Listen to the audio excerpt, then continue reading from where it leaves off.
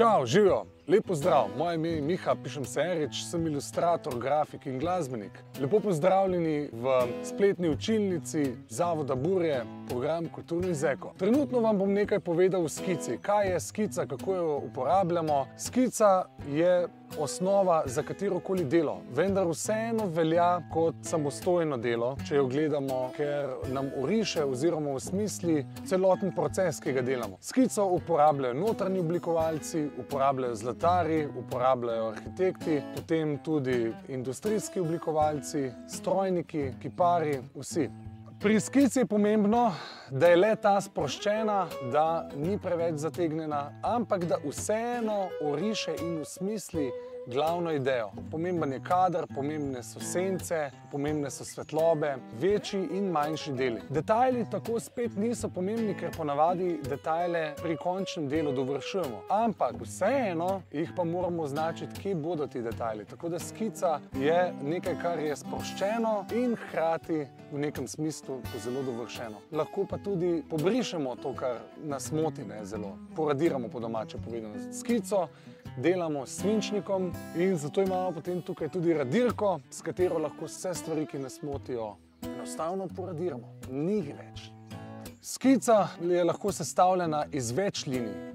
Ni potrebe, da je ena črta linija povsem sterilna, ravna, ostra. Skica lahko vsebuje več malih črtic, ris, ki so dejansko del odločevanja, kje bo sledila glavna črta pri končnem delu. Seveda je pomembno, da smo pri tem sproščeni, da nimamo nekih zadržkov.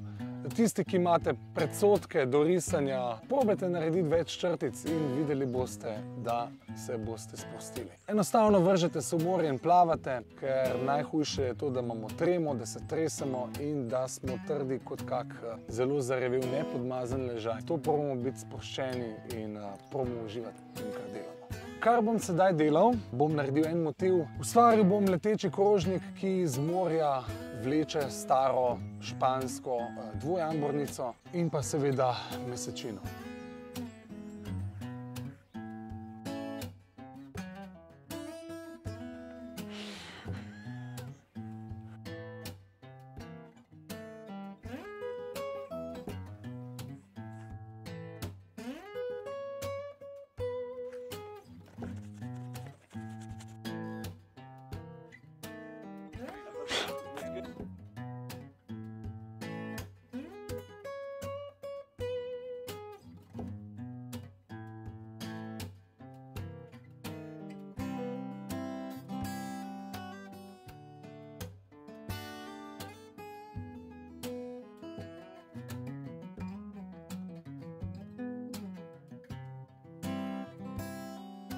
Trenutno vam dajem izziv.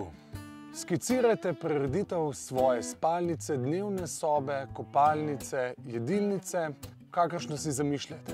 Kakšen fotelj bi imeli, kakšno televizijo, kakšno okno, domišljija nima meja. Lahko naredite tudi polarnega medveda not oziroma kakor želite. Drugi izziv, druga naloga je pa ta, da si skicirajte skico, iz katere boste potem izdelali umetniško grafiko ali sliko, kar vam narekuje domišljija oziroma vaša ideja. Vabim vas pa tudi, da si ogledate še ostale videe iz spletne učilnice.